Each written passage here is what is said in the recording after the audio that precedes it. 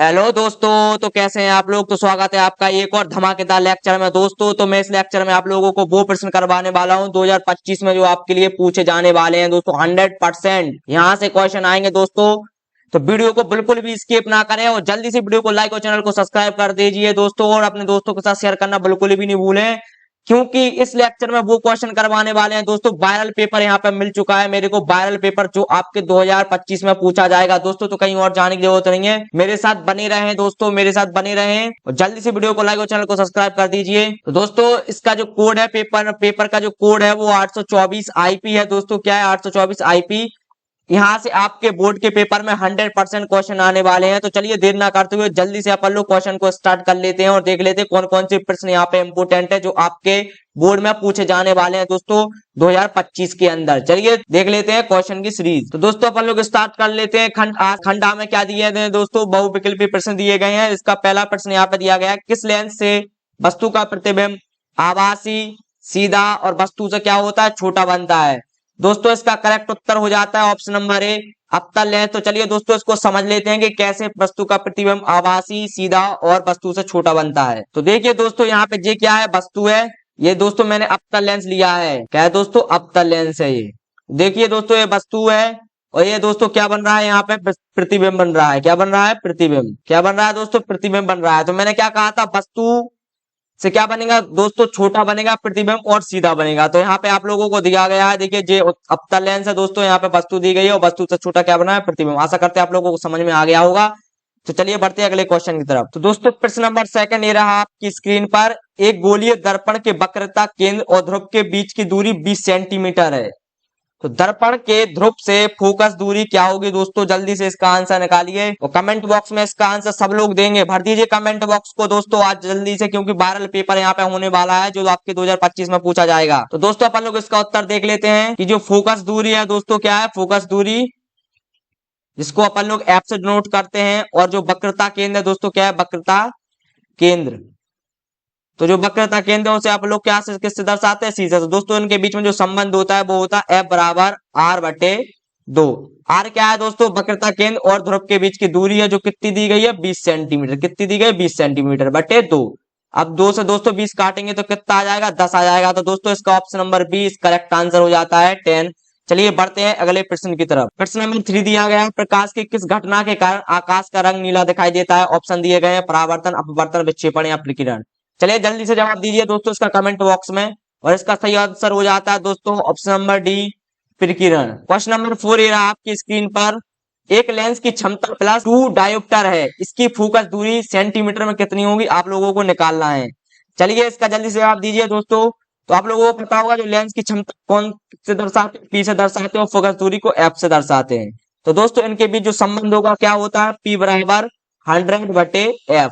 यहाँ पे पी क्या है दोस्तों, आप लोगों को पता होगा लेंस की क्षमता, और एफ क्या है, फोकस दूरी। दोस्तों जब आप इस पे क्या रखेंगे दोस्तों, पी का मान रखेंगे तो क्या आ जाएगा, एफ बराबर 100 बटे पी।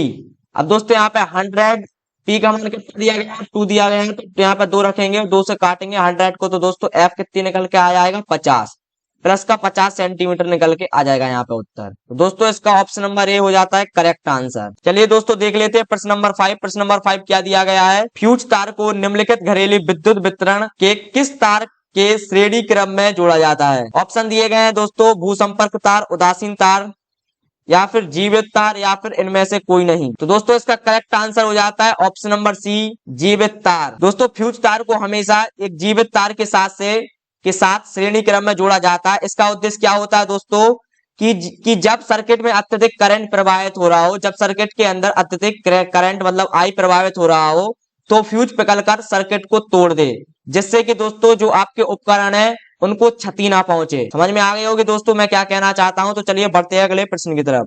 प्रश्न नंबर 6 ये आपकी स्क्रीन पर, यदि शक्ति, कार और समय, दोस्तों ये शक्ति का मात्रक हो गया, एक कार का मात्रक हो गया, और ये समय का मात्रक हो गया, से प्रदर्शित किया जाए तो निम्नलिखित में संबंध सही कौन कौन सा होगा दोस्तों। तो आप लोग क्या होता है, आपको पता शक्ति का जो फॉर्मूला होता है पी बटे टी हो जाता है। तो पी क्या दी गई है दोस्तों, शक्ति क्या दिया गया है, x1 क्या हो जाएगा, x2 बटे x3। दोस्तों ये क्या हो जाएगा, x1 इंटू x3 बराबर x2। तो देख लेते हैं दोस्तों इसका करेक्ट आंसर कितना हो जाएगा, ऑप्शन बी इसका करेक्ट आंसर हो जाएगा चलिए बढ़ते हैं अगले प्रश्न की तरफ। अगर प्रश्न समझ में आ रहे हो तो वीडियो को लाइक और चैनल को सब्सक्राइब कर दीजिए। दोस्तों के साथ शेयर करना बिल्कुल भी ना भूलें, क्योंकि वायरल पेपर है दोस्तों, जो आपके बोर्ड में पूछा जाने वाला ही है दोस्तों। यहाँ से बहुत सारे क्वेश्चन आपके बोर्ड में आने वाले हैं दोस्तों। देख लेते हैं दोस्तों, एक चालक में 10 एम्पियर की धारा प्रभावित होती है, इसके संगत 2 सेकंड में प्रभावित होने वाले आवेश की मात्रा आपको बताना है। तो दोस्तों आवेश का जो फॉर्मूला होता है क्या हो जाता है, Q बराबर I इंटू टी। तो दोस्तों I कितना दिया गया है यहाँ पे 10 एम्पियर, और टाइम कितना दिया गया है 2 सेकंड। तो अपन लोग मार रखेंगे 10 इंटू 2, तो Q कितना निकल के आ जाएगा 20। तो दोस्तों ये हो जाएगा 20 कूलाम की। आशा करते हैं आप लोगों को समझ में आ गया होगा। तो चलिए बढ़ते हैं अगले प्रश्न की तरफ।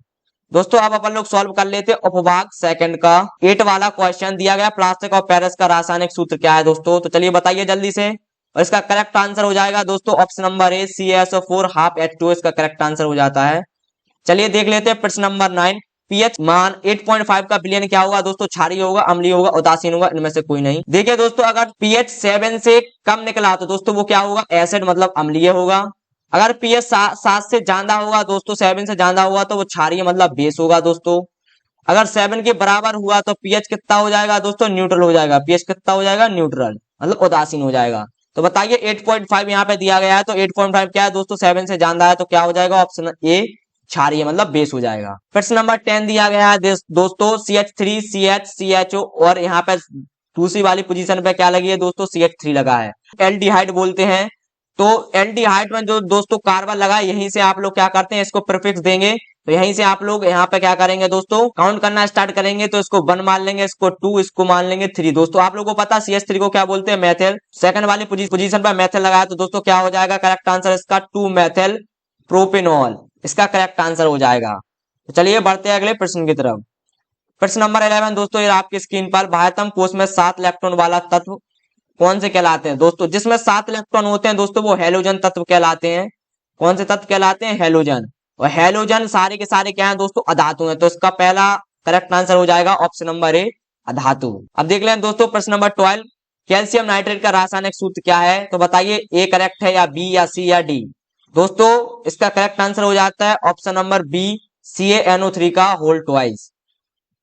क्वेश्चन 13 देख लेते हैं, निम्नलिखित में से असंतृप्त हाइड्रोकार्बन क्या होते हैं। दोस्तों पहले संतृप्त असंतृप्त समझ लेते हैं। संतृप्त हाइड्रोकार्बन वो होते हैं दोस्तों जो सिंगल बॉन्डेड होते हैं, कार्बन कार्बन के बीच में सिंगल बॉन्ड होगा। और असंतृप्त हाइड्रोकार्बन वो कहलाते हैं जिनके कार्बन कार्बन के बीच में सेकंड बॉन्ड या फिर ट्रिपल बॉन्ड होंगे। देख लेते हैं दोस्तों इनका चित्र जल्दी से बना बना के। CH4 को देख लेते हैं अपन लोग। सी है दोस्तों, यहाँ पे सिंगल बॉन्ड से H जोड़ा है, सिंगल बॉन्ड से H जोड़ा है, सिंगल बॉन्ड से H जोड़ा है। तो दोस्तों ये क्या हो जाएगा, संतृप्त हो जाएगा। तो इसका करेक्ट आंसर नहीं होता है। इसको देख लेते हैं दोस्तों, carbon carbon carbon carbon carbon. दोस्तों यहाँ पे H हो जाएगा, यहाँ पे H हो जाएगा, यहाँ पे भी H हो जाएगा, यहाँ पे भी H हो जाएगा, यहाँ पे भी H हो जाएगा, यहाँ पे भी सिंगल सिंगल बॉन्ड से, सारी की सारी सिंगल सिंगल बॉन्ड से दोस्तों। तो ये इसका करेक्ट आंसर नहीं होगा।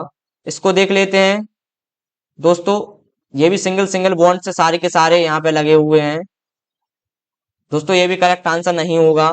तो दोस्तों ऑप्शन ए इसका करेक्ट आंसर हो जाएगा, क्योंकि दोस्तों जे हो जाता है इस प्रकार से। देखिए दोस्तों जे हो जाता है इसका करेक्ट आंसर। तो चलिए बढ़ते हैं अगले प्रश्न की तरफ। अब अपन लोग सॉल्व कर लेते हैं उपभाग 3 को।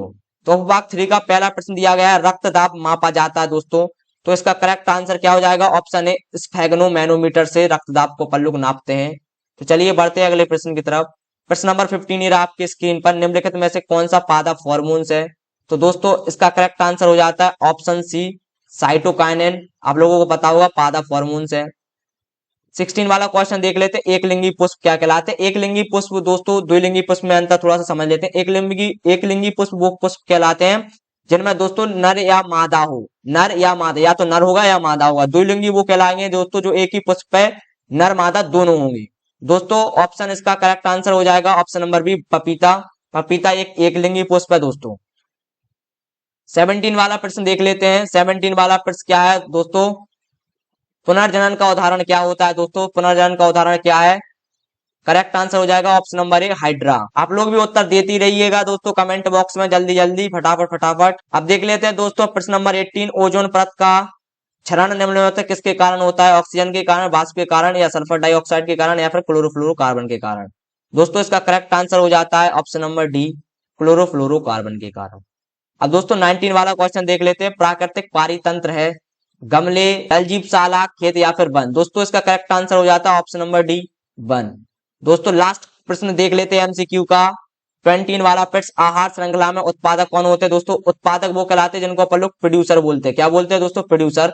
जो अपना खाना स्वयं बनाते हैं दोस्तों, तो चूहा अपना खाना स्वयं नहीं बनाता, आपको पता होगा, दूसरों से लेता है। खरगोश भी नहीं बनाता, बिल्ली भी नहीं बनाता।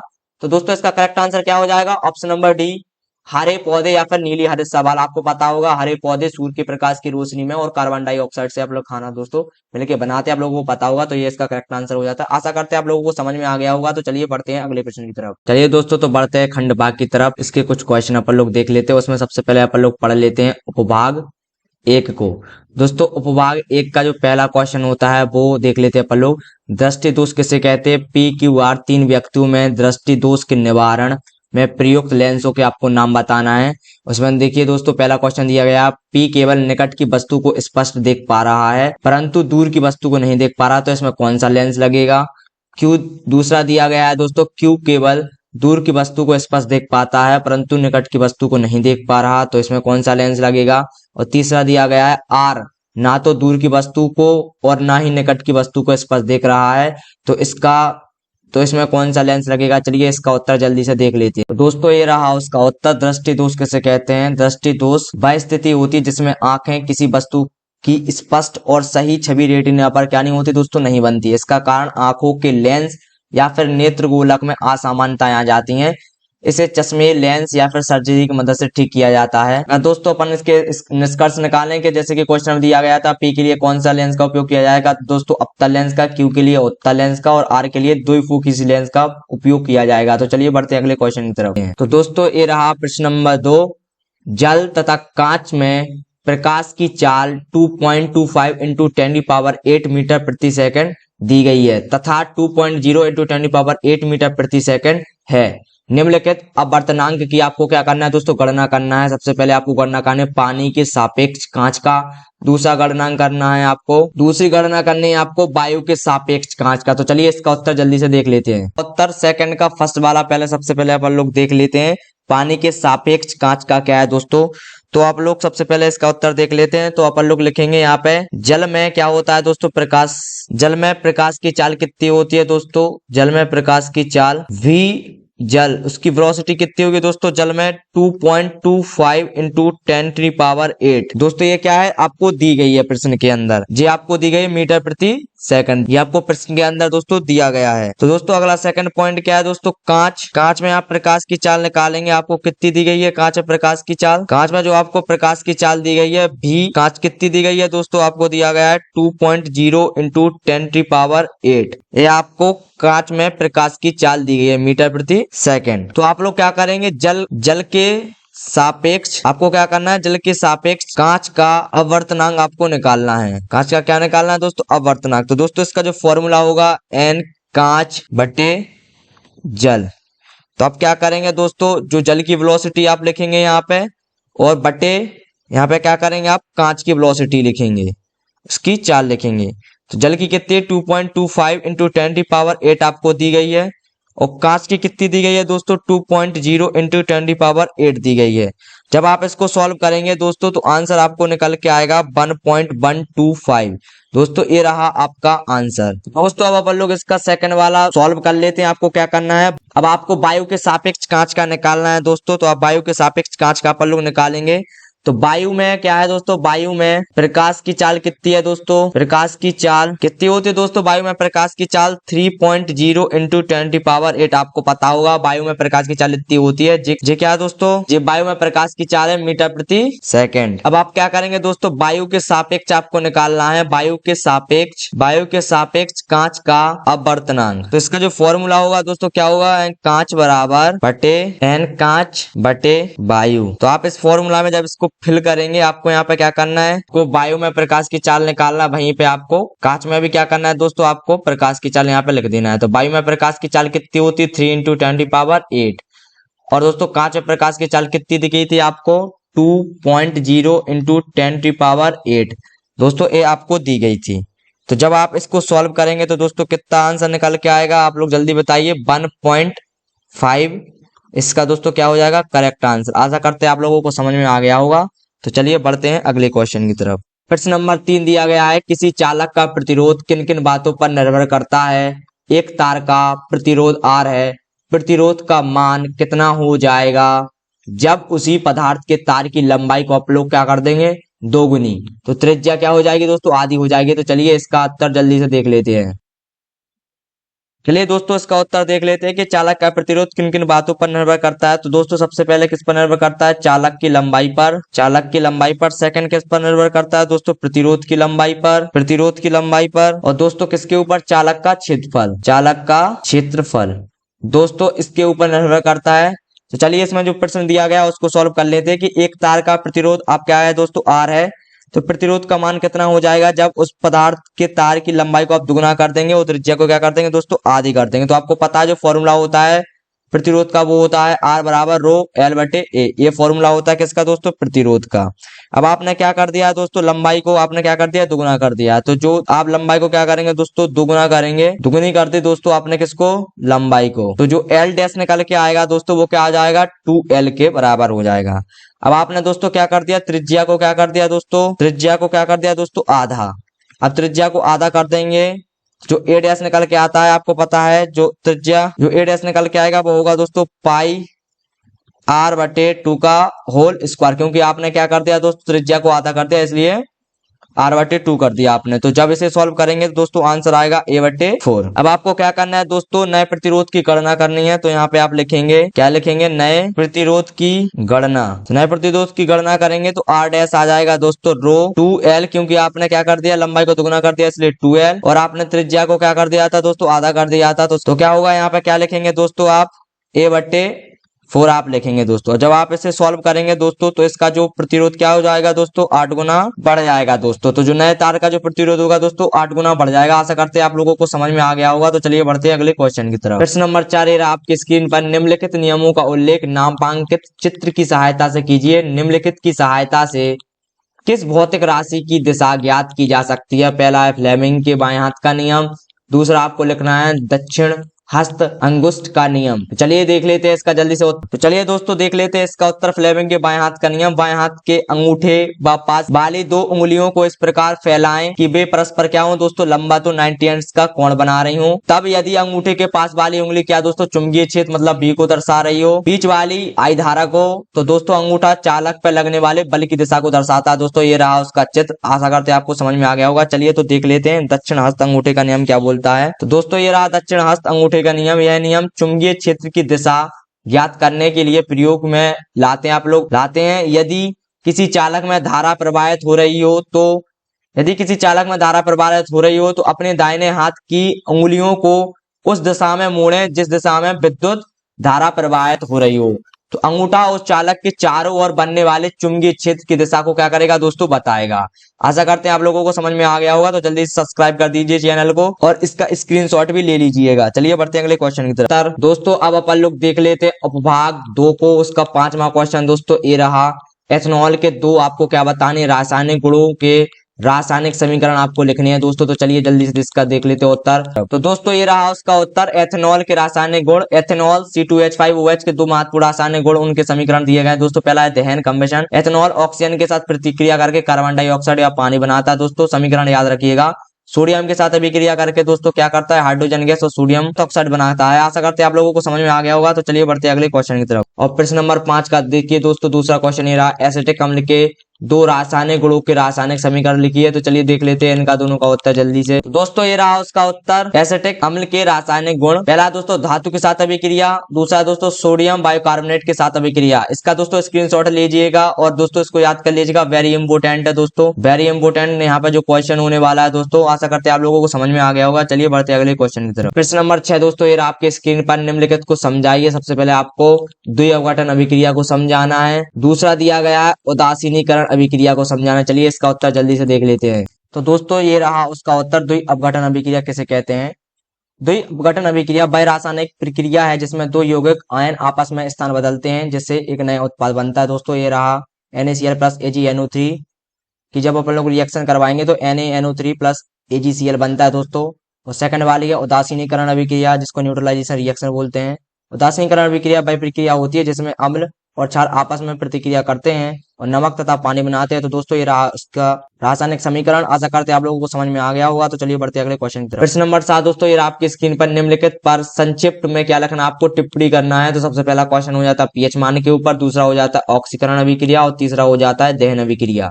तो चलिए इन तीनों का उत्तर जल्दी से देख लेते हैं। तो दोस्तों ये रहा इसका उत्तर पीएच मान। पीएच मान किसी घोल की अम्लता और क्षारीयता का मापन होता है। दोस्तों इसका मापन 0 से 14 तक आप लोग करते हैं पैमाने में। अगर दोस्तों पीएच मान आपका क्या है दोस्तों 7 से कम है तो वो अम्लीय होगा, 7 के बराबर होगा तो दोस्तों क्या होगा तटस्थ, जिसको क्या बोलते हैं आप लोग उदासीन, क्या बोलते हैं उदासीन। और 7 से ज्यादा होगा दोस्तों तो वो क्षारीय होगा। पीएच का उपयोग औद्योगिक, कृषि, जैविक प्रक्रियाओं में घोल के गुणों को समझाने के लिए किया जाता है। अगला देख लेते हैं दोस्तों ऑक्सीकरण अभिक्रिया क्या है। ऑक्सीकरण वह अभिक्रिया होती है या वह प्रक्रिया है जिसमें किसी पदार्थ में ऑक्सीजन जुड़ता है या फिर हाइड्रोजन निकलता है। तो दोस्तों ये रहा उसका समीकरण। दोस्तों इस समीकरण को याद कर लीजिएगा, वेरी इंपॉर्टेंट समीकरण है। अगला देख लेते हैं दोस्तों दहन अभिक्रिया। दहन वह रासायनिक प्रक्रिया होती है जिसमें किसी पदार्थ का ऑक्सीजन के साथ प्रतिक्रिया करके ऊष्मा उत्पन्न करना शामिल है। उदाहरण दोस्तों ये रहा उसका समीकरण। तो आप इस समीकरण को भी याद कर लीजिएगा, वेरी इंपॉर्टेंट होते हैं दोस्तों केमिस्ट्री में समीकरण, तो याद रखिए इनको याद कर लीजिएगा। चलिए बढ़ते हैं अगले क्वेश्चन की तरफ। दोस्तों अब अपन लोग सॉल्व कर लेते उपभाग 3 को। किसको? उपभाग 3 को। तो पहला प्रश्न ये रहा उपभाग 3 का 8वां प्रश्न, ओजोन क्या है तथा यह किसी पारितंत्र को किस प्रकार प्रभावित करती है। तो चलिए दोस्तों इसका उत्तर देख लेते हैं जल्दी से। दोस्तों ये रहा उसका उत्तर, ओजोन O3 ऑक्सीजन के 3 परमाणुओं से बना एक गैस है। यह वायुमंडलीय के दोस्तों स्ट्रेटोस्फीयर परत में पाई जाती है, जिसे ओजोन परत कहा जाता है। ओजोन परत सूर्य की हानिकारक बैगनी मतलब यूवी किरणों को पृथ्वी पर आने से रोकती है, मतलब आपकी पृथ्वी को क्या करते हैं दोस्तों सुरक्षा करती हैं। तो दोस्तों ओजोन का पारितंत्र पर क्या क्या प्रभाव है दोस्तों? सकारात्मक प्रभाव क्या है? यूवी किरणों से सुरक्षा करती है और पारितंत्र को संतुलित बनाए रखती है। नकारात्मक प्रभाव क्या है दोस्तों? पराबैंगनी किरणों का खतरा। दोस्तों ओजोन परत क्षरण से दोस्तों आपके पराबैंगनी किरणों का खतरा बढ़ रहा है, क्योंकि आपको पता है ओजोन परत क्या हो रही है दोस्तों धीरे धीरे क्या हो रही है दोस्तों क्षरण हो रहा है उसका, इस वजह से धीरे धीरे खतरा बढ़ रहा है। दूसरा है दोस्तों फसल उत्पादन में गिरावट आ रही है दोस्तों। तीसरा है जलवायु परिवर्तन हो रहा है दोस्तों इसकी वजह से। तो ये नकारात्मक प्रभाव हो गए हैं। चलिए बढ़ते हैं अगले क्वेश्चन की तरफ। प्रश्न नंबर 9 दोस्तों, ये आपकी स्क्रीन पर खाद्य श्रृंखला एवं खाद्य जाल को उदाहरण से समझाना है। तो चलिए दोस्तों इसका भी उत्तर जल्दी से देख लेते हैं। दोस्तों ये रहा उसका उत्तर, खाद्य श्रृंखला फूड चेन यह जीवों के बीच भोजन एवं ऊर्जा के प्रभाव को क्या दोस्तों सरलता से दिखाती है। उदाहरण के लिए दोस्तों घास, टिड्डा, फिर मेढक, सांप और बाज। आप लोगों को पता होगा घास कौन खाता है? टिड्डा। टिड्डा को कौन खा लेता है? मेढक। मेढक को कौन खा लेता है? सांप। सांप को कौन खा लेता है दोस्तों? बाज। तो ये फूड चेन हो गए दोस्तों।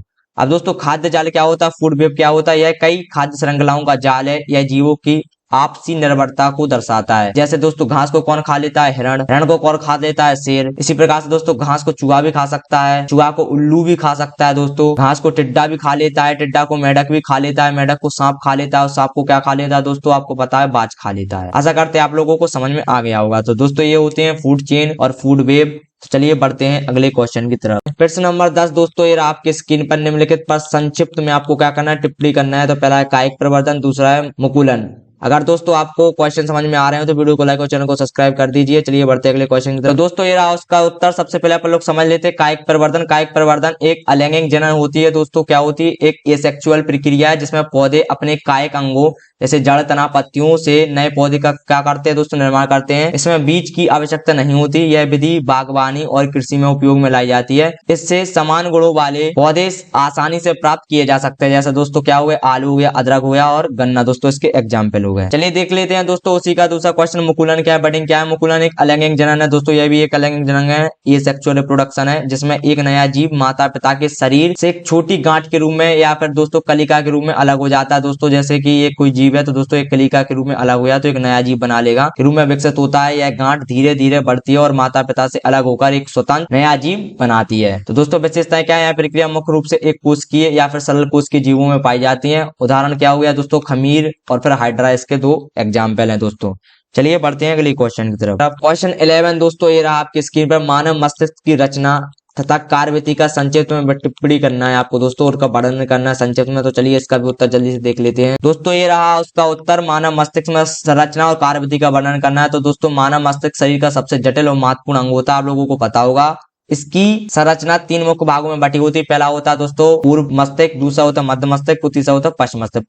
पूर्व मस्तिष्क क्या है दोस्तों, यह मस्तिष्क का सबसे बड़ा सबसे जटिल भाग होता है। इसमें दोस्तों सेरिब्रल हेमिस्फीयर, थैलेमस और हाइपोथैलेमस शामिल है। यह सोचने, स्मृति और बोलने और भावनाओं को नियंत्रित करता है। अगला है मध्य मस्तिष्क। यह मस्तिष्क का छोटा लेकिन महत्वपूर्ण भाग होता है। यह दृष्टि और श्रवण के लिए जिम्मेदार होता है, मतलब सिर्फ दोस्तों क्या होता है, सुनने के लिए। यह मस्तिष्क के अन्य भागों के बीच संदेशों का आदान प्रदान भी करता है। पश्चिम मस्तिष्क क्या होता है, इसमें सेरिबेलम, पोन्स और मेडुला ऑब्लंगेटा शामिल होते हैं। यह शारीरिक संतुलन और मांसपेशियों के कार्यों को क्या करता है दोस्तों, नियंत्रित करता है। मेडुला ऑब्लंगेटा हृदय गति और श्वसन जैसी अनैच्छिक क्रियाओं को नियंत्रित करता है या फिर उनका संचालन करता है। तो दोस्तों आपको इतना लिखने के बाद आपको एक मानव मस्तिष्क का चित्र बना देना है दोस्तों। इस प्रकार से आपके 100% नंबर आएंगे दोस्तों बोर्ड में। इस प्रकार से आपने चित्र बना दिया अगर तो। चलिए बढ़ते हैं अगले क्वेश्चन की तरफ। यहीं पर दोस्तों आपके मॉडल पेपर का पूरा सॉल्यूशन हो जाता है जो 2025 में आने वाला है दोस्तों। 100% यहाँ से आपको क्वेश्चन पूछे जाएंगे।